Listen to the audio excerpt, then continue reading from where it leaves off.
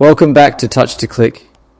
In this video, I'll show you how to test microphone Windows 11 quickly and make sure your mic is working properly. Now let's get started. Step 1. Right-click the Start button on the taskbar to open the Quick Access menu. This menu gives you direct access to important system options. Step 2.